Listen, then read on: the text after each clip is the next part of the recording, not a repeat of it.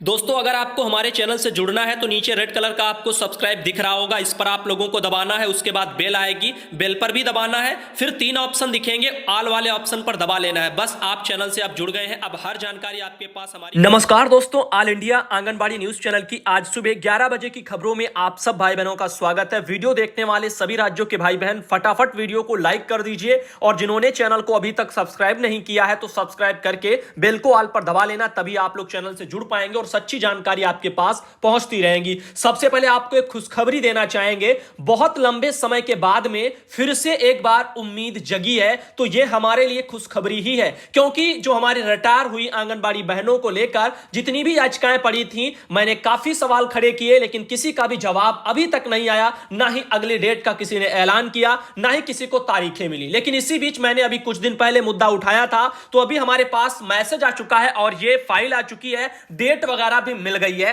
किसे मिली है शायद आप लोग बहुत से अनुमान पहले ही लगा चुके होंगे, क्योंकि ज्यादातर जानकारी वही निकाल के देते हैं। तो फिलहाल के लिए ये जो मैसेज आ रहा है, ये सैमा बहन के द्वारा आ रहा है, उनके यूनियन के द्वारा जो दायर याचिका है, इनके द्वारा इलाहाबाद हाई कोर्ट में सीधा दायर है। बाकी की जो 3 याचिकाएं हैं यानी रिट हैं, वो आपकी लखनऊ में यानी इलाहाबाद हाई कोर्ट की खंडपीठ लखनऊ में 3 याचिकाएं हैं। एक ये याचिका सैमा बहन की आपकी इलाहाबाद हाई कोर्ट में वहीं पर थी। तो अब यहां पर आपको बता दें, इन्होंने मुझे भेज दिया है एक जो है 12 पन्नों का पूरा पीडीएफ उन्होंने बना करके भेज दिया, यानी कौन कौन सी बहनें हैं जिन्होंने अपना उनका सहयोग किया है इस याचिका में, रिटायर वाली बहनें। तो उन सबके यहां पर नाम भी लिखे और उनके नाम से पूरा बंच यानी सभी बहनों का बना करके इकट्ठा एक साथ याचिकाएं पड़ी हुई हैं। तो इस मैटर को लेकर के आपको बता दें, ये देख लीजिए 103 टोटल यहां पर बहनों के नाम हमें इसमें दिखाई दिए हैं। तो आप लोगों को बताना चाहेंगे, अब इस पर जो सुनवाई है वो 1 दिसंबर को होने वाली है। ये रही तारीख आपकी 1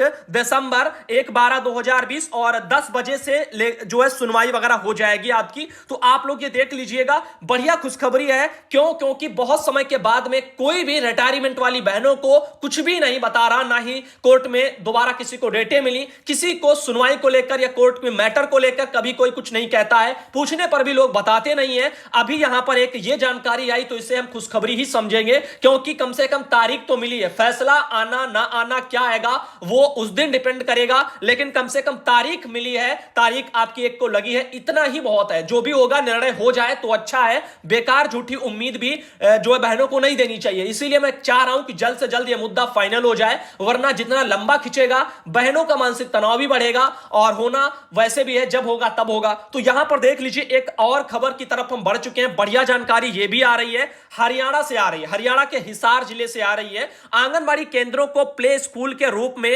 अपग्रेड करने के जो है यहां पर बच्चों में विकास वगैरह होगा।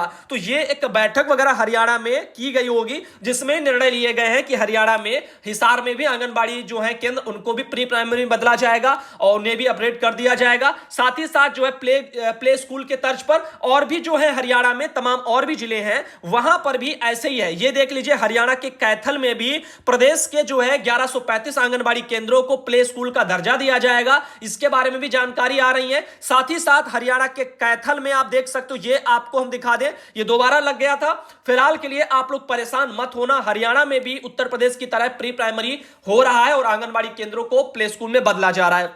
बाकी और भी राज्य हैं, आपका बिहार में भी थोड़ा थोड़ा कार्यक्रम चल रहा है। अभी हम एक वीडियो लेकर के आएंगे प्री प्राइमरी का, उसमें और ज्यादा आप लोगों को विस्तृत जानकारी देंगे। फिलहाल आप लोग इस वीडियो को देख करके जाइए, इसमें भी बहुत बढ़िया बढ़िया खबरें हमने लगाई हैं। एक तो ये खबर देख लीजिए, पोषण उपभोक्ता कार्ड है, कार्ड संख्या देखो अन्नपूर्णा जनसेवा करके है, अन्नपूर्णा जनसेवा ग्रामीण उद्योग संस्थान जारी करता, ऐसे लिखा हुआ है। सुधांशु भैया नमस्कार, क्या आपको इसके बारे में पता है, जानकारी हो तो बताएं। बहन हमें पता नहीं, लेकिन किसी भी भाई बहन को अगर पता है तो कमेंट बॉक्स में अन्नपूर्णा जनसेवा ग्रामोद्योग संस्थान के तहत ये जो भी था पोषण उपभोक्ता कार्ड, इससे जुड़ी हुई जानकारी आपको जो भी आती है कमेंट में लिख देना। और आप बहन जिन्होंने पूछा था वो अपने कमेंटों को समय समय निकाल करके शाम को भी पढ़ लेना, जितने भी कमेंट आएंगे आपको शायद पता चल जाएगा। आगे देख लीजिए, यहां पर कार्यालय जिलाधिकारी बिजनौर की तरफ से एक ये लेटर निकला है 25 नवंबर को। इसमें क्या है वो देख लीजिए। यहां पर भी मैंने कई बार कहा है कि उत्तर प्रदेश के जितने भी जिले हैं वहां पर आपका नवीन जो पुष्टाहार वितरण की जो प्रक्रिया है जो कच्चा राशन टीएचआर की, उसको लेकर के आपको ट्रेनिंग वगैरह दी जाएंगी, यानी प्रशिक्षण कार्यक्रम कराए जाएंगे। काफी जनपदों में स्टार्ट हो गए और ये आपका जो है यहां पर भी आप आंगनबाड़ी बहन, सुपरवाइजर और समूह की स्वयं सहायता समूह के अध्यक्ष, सचिव महिला और आपके ब्लॉक मिशन मैनेजर सभी लोग मिलकर के आएंगे और उनका भी मीटिंग फिक्स है। तो ये आप देख लीजिए, ये है आपका बिजनौर जिले में मीटिंग फिक्स है। जैसे प्रातः 10 बजे से 1 बजे तक मीटिंग रखी गई है और इनका 2 दिसंबर को कोतवाली वगैरह में है, विकास खंड का नाम है। 2 दिसंबर को यहां पर शायद पुर ऐसे कुछ लिखा हुआ है, यहां पर देख लीजिए, मौत करके है, और पुर देवमल जो भी उनका वहां पर शॉर्टकट में होगा। 2 दिसंबर को शहर बिजनौर में, 2 दिसंबर को धामपुर में, 2 दिसंबर को नजीबाबाद में, 2 दिसंबर को जलीलपुर वगैरह में, तो 3 दिसंबर को अफजलगढ़ में, 3 दिसंबर को हल्दौर में। साथ ही और आपको बता दें यहां पर और भी है, जैसे ये देख लीजिए 3 दिसंबर को खारी झालू में, 3 दिसंबर को नूरपुर में, 3 दिसंबर को किरतपुर में, 4 दिसंबर को स्योहारा में, 5 दिसंबर को नहटौर में। ऐसे करके और बहुत जगह हो सकता है प्रशिक्षण हो भी गए हो और जहां नहीं हुए वहां पर भी धीरे धीरे हो जाएंगे, तो परेशानी वाली कोई भी बात नहीं है। लेकिन इन्होंने नीचे आइए दिखाते हैं आपको क्या लिखा हुआ है। इसमें कुछ बिंदु लिखे गए, इन बिंदुओं को आप लोग जरूर जान लीजिएगा। इसमें कोटेदारों को एफसीआई से खाद्यान्न यथा गेहूं एवं चावल उठान की स्थिति, सेल्फ हेल्प ग्रुप को कोटेदार से ड्राई राशन उठान में आ रही समस्याओं का निदान, ऐसे आंगनबाड़ी केंद्र जो सेल्फ हेल्प ग्रुप में मैपिंग से छूट गए हैं तो उनको भी मैप कराया जाए, यही सब इसमें लिखा हुआ। और जो भी आपूर्ति वगैरह में जो बाधाएं आ रही हैं उनको भी जो है बताया जाए, मीटिंग इसीलिए कराई जा रही है। जिसकी जिसकी जो जिम्मेदारी है उनको भी बता दिया जाएगा। आगे देख लीजिए, ये आया है हमारे पास सारण से, ये है आपका बिहार से लेटर, और यहां पर देख लीजिए कहा जा रहा है माह नवंबर 2020 से पोषाहार टीएचआर की जो प्राप्त हेतु लाभुक हैं उनके लिए पंजीकृत मोबाइल पर टोकन जो ओटीपी सिस्टम लागू किया गया है उसके संबंध में आ रहा है। कहा जा रहा है कि ओटीपी को वितरण पंजी में दर्ज करते हुए क्रय अभिश्रवण वगैरह के साथ प्रतिवेदन कार्यालय को उपलब्ध कराएं। फिलहाल आंगनबाड़ी बहनों का कहना है कि ओटीपी वगैरह से दिक्कतें हैं, ओटीपी के कारण जिनके वहां नहीं आती उनको पोषाहार नहीं मिल पाएगा, तो ये दिक्कतें हैं इसीलिए। लेकिन विभाग चाहता है बिहार में कि ओटीपी व्यवस्था ही लागू रहे, इसीलिए ओटीपी को लेकर कि ये उन्होंने अपना लेटर एक और निकाला था टोकन प्रणाली का।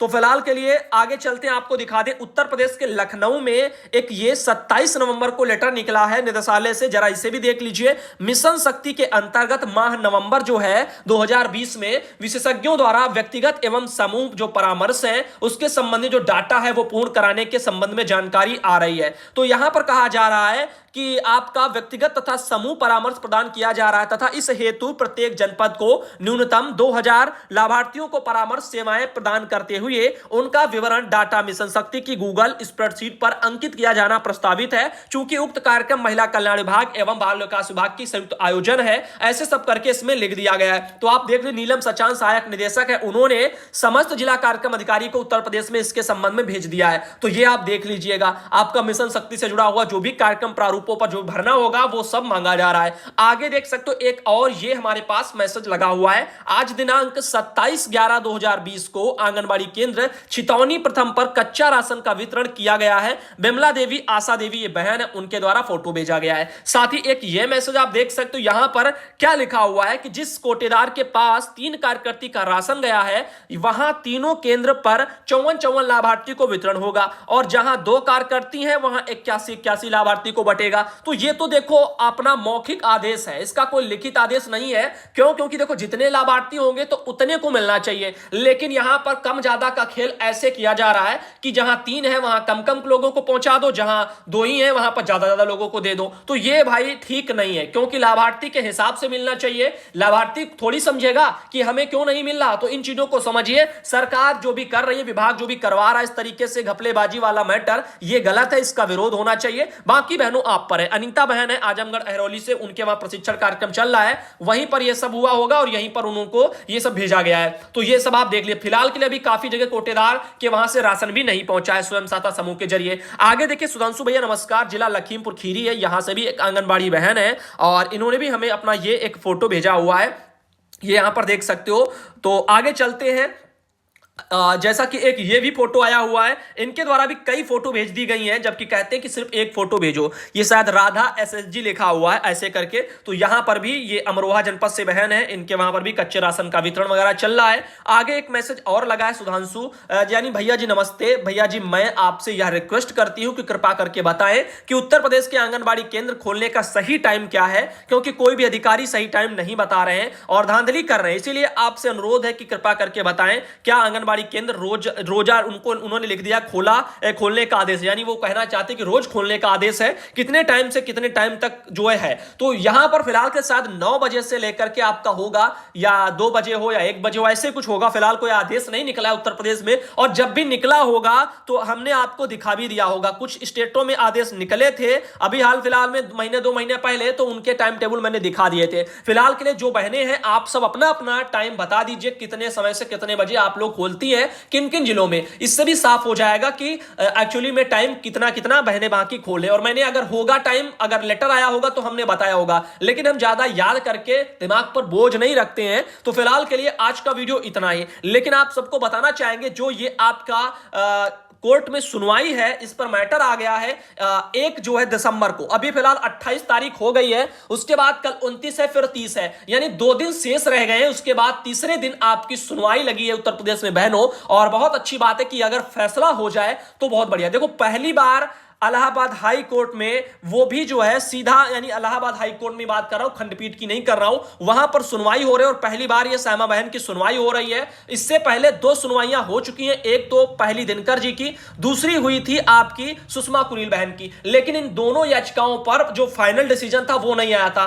यहां पर दिनकर जी की तो याचिका एकदम मतलब वैसे ही रही, उनकी इतना तैयारियां थी ना, कोई उनके पास कुछ ढंग के प्रारूप वगैरह थे जो बहनों के अभिलेख लेकर के उनको प्रस्तुत करने थे, वो कुछ भी उनकी तैयारियां नहीं थी। पहली बार गए थे तो ऐसे ही वो चले आए, दोबारा उनको डेट नहीं मिली, लगभग 2.5-3 महीना बीत गया है, ठीक है। उसके बावजूद, और लेकिन समय इनको केवल 10 दिन का दिनकर जी को दिया गया था, लेकिन उनको दोबारा डेट ही नहीं मिल पाई। किसकी कमियां हैं आप वो जाने। उसके बाद फिर याचिकाओं पर याचिकाएं पड़ी, फिर पड़ी याचिका सुषमा कुरील बहन की। इनकी कुछ हद तक ठीक रही, थोड़ा बहुत इन्होंने तैयारी अच्छी की थी, क्योंकि इनकी बाद में सुनवाई लगी। लेकिन इनके वहां पर भी वही हुआ, जो सरकारी वकील थे विभाग के, उनको जो है कोर्ट ने लताड़ तो लगाई कि आप 1 दिन में अपना जवाब प्रस्तुत करें 2013 वाले मैटर पर, कि आंगनबाड़ी बहनों की सेवाएं समाप्त यूं ही नहीं कर दी जाएंगी, वहां पर मानदेय सेवाएं उनकी चलती रहेंगी। 2013 में सब क्लियर किया गया था 12 वाले आदेश को खारिज करते हुए। और यह भी कहा गया था कि जब तक कोई अच्छा जवाब प्रस्तुत या निदेशालय वहां से आपका कोई फैसला नहीं आता कोर्ट से, तब तक कुछ नहीं होगा। तो फिलहाल उस मैटर पर उन्होंने 13 वाले लेटर को लेकर के जो भी कहा गया था सुषमा कुरील बहन पर याचिका में, तो उन्होंने कुछ जवाब भी सरकारी वकील ने प्रस्तुत नहीं किया, और दोबारा याचिका पर सुनवाई, सुषमा कुरील बहन को भी डेट वगैरह नहीं मिली। उसके बाद बारी आती है गिरीश कुमार पांडे जी के यूनियन की। सबसे पहले तो उन्होंने ही कहा कि हमारे ग्रुप जो है, हमारी याचिका पहले पड़ गई, लेकिन उन्होंने तब झूठ कहा था कि उनकी याचिका पड़ गई है, लेकिन तब पड़ी नहीं थी। जब दिनकर जी की याचिका पर सुनवाई भी एक हो गई, तब सभी तमाम याचिकाओं पर डालने को लेकर के फिर फैसले लिए गए यूनियनों के द्वारा। फिर इनका भी पड़ा था मैटर, लेकिन इनके मैटर पर भी तारीखें तो मिली है, लेकिन सुनवाई इनके मैटर पर भी कभी नहीं हो पाई। आखिर क्या रीजन है भगवान जाने। दोबारा जिन जिन की हुई थी उनको भी दोबारा तारीखें नहीं मिली। लेकिन अब ये सायमा बहन की जो तारीख है वो पहली बार इनका 1 तारीख को लग रहा है, और उम्मीद करते हैं कि पहली बार में ही क्लियर हो जाए। अगर तैयारियां अच्छी होंगी तो निर्णय आ जाए, जो भी निर्णय हो, पक्ष में हो या विपक्ष में हो। फिलहाल ये देर तक पड़ा रहना सिस्टम गलत है। इसमें आंगनबाड़ी बहनों का शोषण भी होगा, मानसिक शोषण भी होगा, और पैसे का खर्चा वगैरह भी बहुत बढ़ेगा। तो इसीलिए मैं चाहता हूं कि निर्णय जो भी है वो हो जाए तो अच्छा है। बाकी सपोर्ट करने के लिए मैंने पहले ही कह दिया था। यहां पर लगभग 103 बहनें हैं सायमा बहन के साथ में, जिनका पूरा बंच बनकर के पूरी ये सब याचिकाएं पड़ी हुई हैं, वो जा रही हैं अपना कोर्ट वोर्ट में। उनका मैटर है 1 तारीख को अपना लगा हुआ। तो देखते हैं क्या सुनवाई होती है। और बाकी के जो हमारी 3 याचिकाओं पर रह गए यूनियन वाले भाई बहन, आप भी सोचे आप क्या कर रहे हो सकता है अब इनकी सुनवाई को लेकर के और भी लोगों के मन में अब तमाम जो है उबाल आए, और वो लोग भी अपना अपना याचिका को लेकर के फिर प्रयास करना शुरू कर दे। अभी तक तो सब आराम मुझे लग रहा है कर रहे थे, वरना तभी तो 3-3 महीना बीत गया है, अभी तक सुनवाई नहीं मिली। सितंबर, अक्टूबर, नवंबर पूरा चला गया ना, नवंबर। तो आप सोच लीजिए ये 2.5-3 महीने का समय बीत गया, और किसी को दोबारा ना डेट मिली ना कुछ मिली। रिट विट पड़ती है तो बहुत लंबी लंबे समय के लिए सुनवाइयां नहीं टाली जाती हैं, ये याद रखना। अगली सुनवाई तो बहुत जल्द मिल जाती है सबको। सुषमा कुरील बहन को 1 दिन का समय दिया गया था उन सरकारी वकील को, उसके बाद कुछ नहीं हुआ। और दिनकर जी को 10 दिन का दिया गया था, उनको तो 2.5-3 महीना होने को आ रहा। तो अब देख लीजिए यहां पर क्या सायमा बहन के मैटर पर भी यही होगा, एक बार इनकी 1 तारीख को सुनवाई होगी, क्या उसके बाद भी इनको ही तारीख पर तारीख मिल जाएंगी या दोबारा इनको भी आगे तारीख नहीं मिलेगी? फिलहाल के लिए तो समय पर डिपेंड करता है, जैसा जैसा समय बीतेगा ऑल इंडिया आपको पूरी सच्चाई के साथ न्यूज ला करके देगा।